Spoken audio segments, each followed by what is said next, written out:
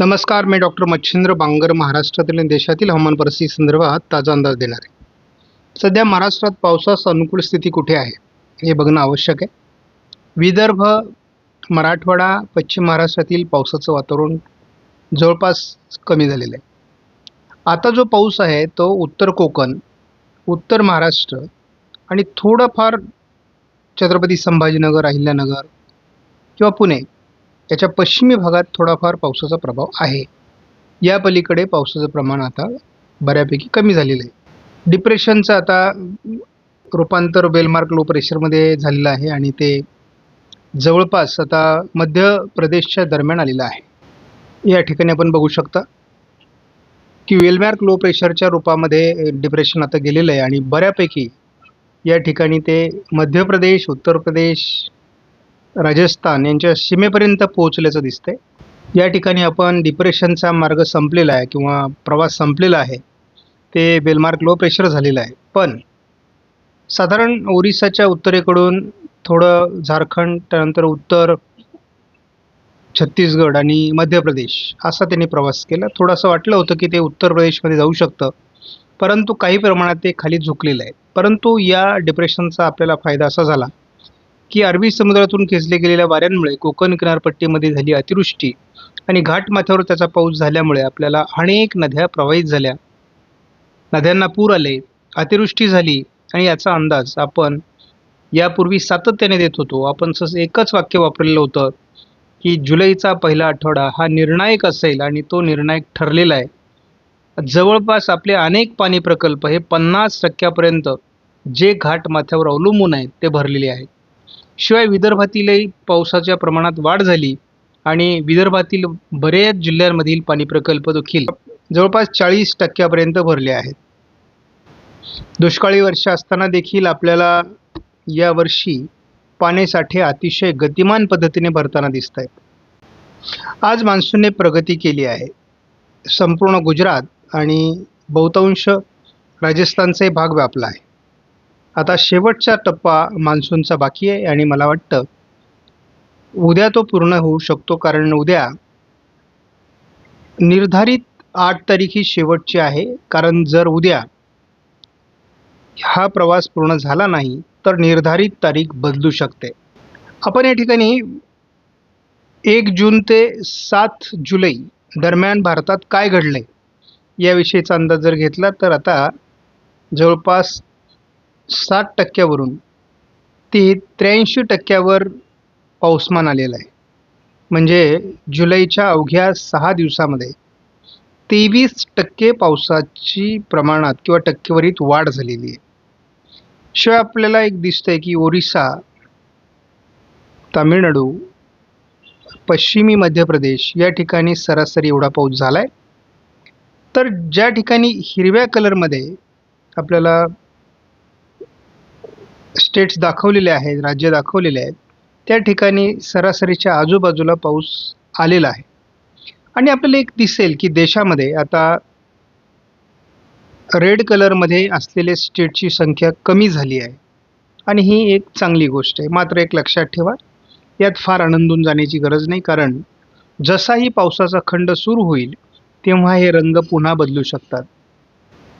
आता ही देशातली परिस्थिती, आपण राज्यातली बघूयात. सुरुवातीला राज्यात काय परिस्थिती हे आपण बघणार आहोत आणि राज्याच्या दृष्टीने अतिशय आनंदाची गोष्ट आहे. जो 57-58% पाऊस आपल्याला जूनमध्ये झालेला होता,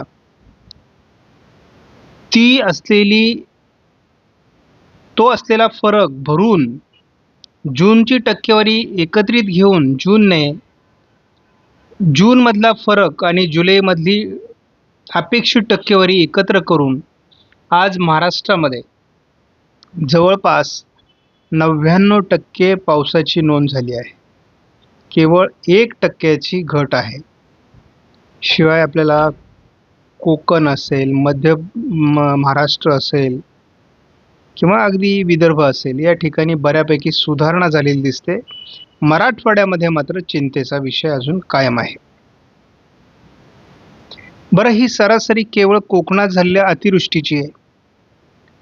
त्यामुळे आपल्याला या ठिकाणी दिसतंय की संपूर्ण पश्चिम महाराष्ट्रातले जिल्हे आणि मराठवाडा हा अजूनही रेड आहे आणि तिथे थोडी तिडकी नाही, बीडमध्ये 44 किंवा परभणीला 32, जालन्याला 35, नांदेडला 30,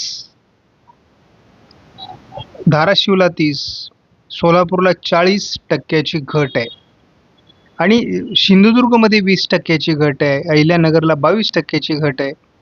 आपण गडचिरोली हा सगळ्यात पावसाचा जिल्हा आहे, या ठिकाणी 44% घट आहे. आपल्याला भंडाऱ्यामध्ये 34% घट आहे, धुळ्यामध्ये 31% घट आहे आणि एवढंच नाही तर सगळ्यात डेंजर परिस्थिती आपल्याला दिसते. नंदुरबारमध्ये 78% घट आहे आणि पूर्णतः कडकडीत दुष्काळ आपल्याला नंदुरबारमध्ये दिसतोय. पण आज आणि उद्या नंदुरबारमध्ये अजूनही पावसाची शक्यता आहे. जर ही शक्यता नुसार पाऊस झाला तर या ठिकाणची संकटमय परिस्थिती कमी होऊ शकते. त्यामुळे एखाद्या जिल्ह्यांमध्ये किंवा एखाद्या भागात पाऊस पडून येणारी टक्केवारी ही समाधानकारक नसते आणि एल निनोच्या वर्षाचं एक वैशिष्ट्य आहे असमान वितरण. म्हणजे एका भागामध्ये अतिवृष्टी होईल तर दुसरा भाग कोरडा राहील आणि त्यामुळे जरी तुमची मान्सूनची सरासरी जुळली तरी काही भाग दुष्काळी असेल तर काही भाग अतिवृष्टीने बाधित असेल, ह्या गोष्टी लक्षात घ्या. त्यामुळे हेच तर एल निनोच्या वर्षाचं वैशिष्ट्य आहे. आता पुढील 2-3 दिवस जो पाऊस होणार आहे तो कुठे होणार आहे? तो मध्य प्रदेशच्या काही भागात होईल, गुजरातच्या काही भागात होईल आणि महाराष्ट्राच्या काही भागात होईल. त्यामुळे अजून देखील महाराष्ट्राच्या उत्तरेकडून विदर्भ असेल, मराठवाड्याचा उत्तरेकडील भाग असेल, उत्तर कोकण असेल किंवा उत्तर महाराष्ट्र असेल, या ठिकाणी अजूनही CFS मॉडेलने पावसाचा अंदाज दिला आहे. आपण GFS मॉडेलचा जरी विचार केला तरी अजून देखील जरी मध्य प्रदेशवर हे वेलमार्क लो प्रेशर गेलं असलं तरी त्याचा परिणाम हा सुरत, पालघर, ठाणे, नाशिक, धुळे, नंदुरबार आणि जळगाव, काही प्रमाणात छत्रपती संभाजीनगर, अहिल्यानगरचा पश्चिमी भाग, थोडाफार पुण्याच्या भागाच्या पश्चिमी भागामध्ये घाटमाथ्यावर याचा परिणाम अजूनही जाणवण्याची शक्यता आहे. आणि हे उद्याच्या 8 तारखेची परिस्थिती आहे. अजूनही उत्तर महाराष्ट्रामध्ये 9 तारखेला देखील अरबी समुद्रातून खेचले गेलेल्या वाऱ्यांमुळे जोरदार ते अतिजोरदार, अतिमुसळधार पावसाची शक्यता कायम आहे. हा पाऊस उघडणार कधी आहे तर 10 तारखेपासून, ही बाब लक्षात घ्या. परंतु आमचा एक स्वभाव आहे, कारण आम्ही वर्षानुवर्ष अंदाज सांगतो. शेतकऱ्याला आत्मविश्वास कसा येईल, शेतकऱ्याची भीती कमी कशी होईल, याच्यावर आम्ही काम करतो. त्यामुळे यदाकदाचित आमचे व्हिडिओ फार कमी बघितले जातात, परंतु आम्ही त्यावर तो आमचा विषय, कारण व्ह्यूज हा आमचा विषय नाही. आमचा विषय काय आहे की शेतकऱ्याला निश्चित अशा प्रकारची माहिती मिळाली पाहिजे. आता आपल्याला मराठवाड्यामध्ये, पश्चिम महाराष्ट्रामध्ये आणि उत्तर महाराष्ट्राच्या काही जिल्ह्यांमध्ये पावसाची कमी आहे. काही ठिकाणी पेरण्याही झालेल्या नाही आहेत, काही ठिकाणी अगदी नांगरट देखील अजून मोडलेली नाही आहे, हे आम्हाला माहिती आहे.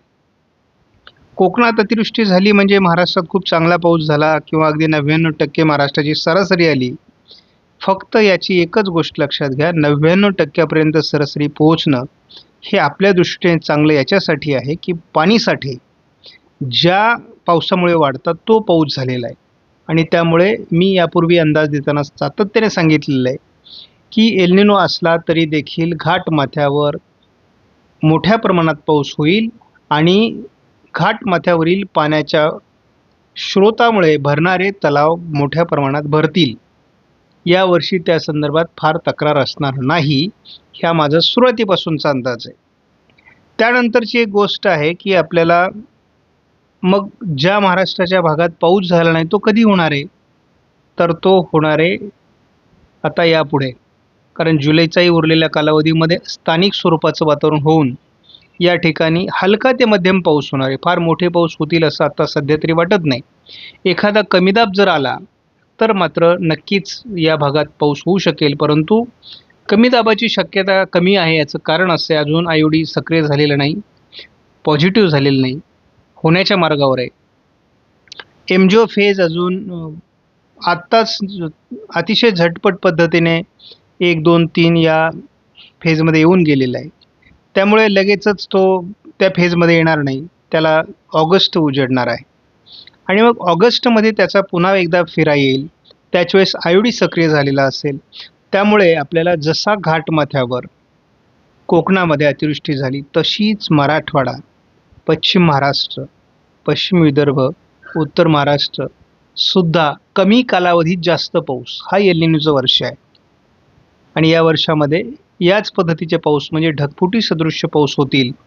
आपल्याला वर्षभर पिकांना आवश्यक असलेला संभाव्य पाऊस याची फार वाट बघावी लागणार नाही.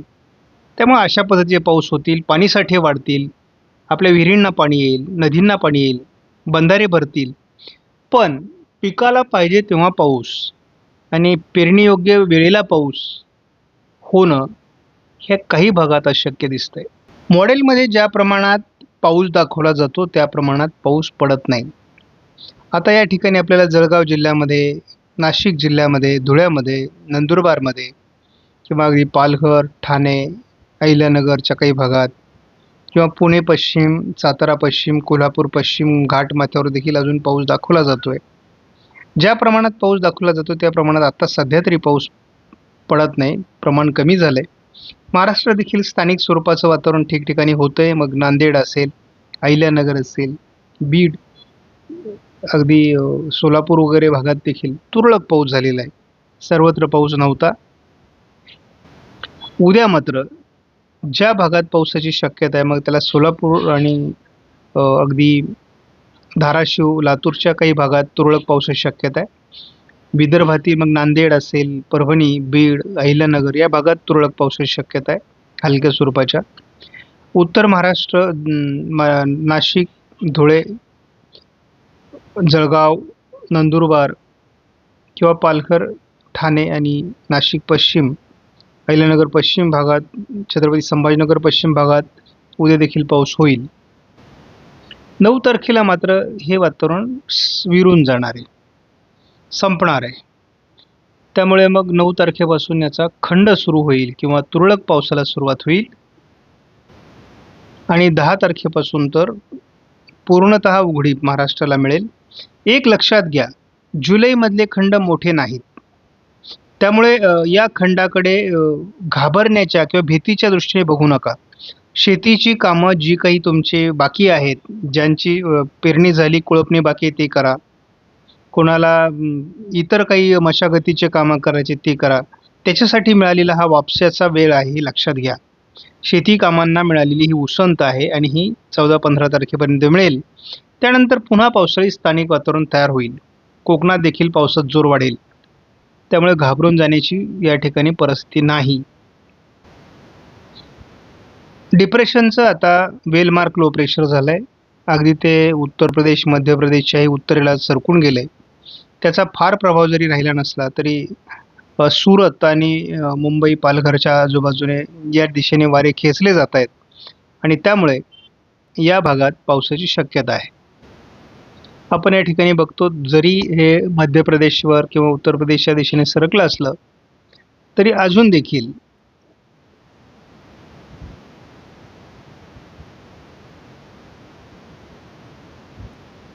देखील आपल्याला नंदुरबार, धुळे, जळगाव आणि नाशिकच्या काही भागात, छत्रपती संभाजीनगर, अहिल्यानगरच्या पश्चिमी भागात आता खूप मोठा पाऊस दाखवला जातो, ढगफुटी दाखवली जाते, परंतु तेवढा पाऊस पडत नाही आणि तेवढ्या पावसाची शक्यता देखील नाही. मात्र हलका ते मध्यम पाऊस अजूनही म्हणजे उद्या 8 तारखेला देखील शक्य आहे. अगदी तो अमरावती, अकोला, बुलढाण्यापर्यंत पोहोचू शकतो आणि 8 तारखेला दुपारनंतर या वातावरणाचा प्रभाव संपणार आहे. म्हणजे 8 तारखेला रात्री पाऊस उघडल्याचा अनुभव येईल. 9 तारखेला खंड सुरू होतोय हे लक्षात घ्या. आणि शेतकऱ्यांमध्ये एक भीतीचं वातावरण कसं तयार होतं, खंड म्हटलं की मग आता पाऊस गेला असं नाही आहे. खंड सुरू झाला म्हणजे पाऊस नाही. तुम्हाला ही मशागतीसाठी मिळालेला वेळ आहे असं समजून या खंडाकडे बघा. आपल्या सकाळच्या व्हिडिओमध्ये अजून सविस्तर माहिती आपल्याला मिळेल, तो बघा. आपणास व्हिडिओमधील माहिती महत्त्वपूर्ण वाटल्यास लाईक करा, शेअर करा, चॅनलला सबस्क्राईब करा. धन्यवाद. जय हिंद, जय महाराष्ट्र, जय बळीराजा.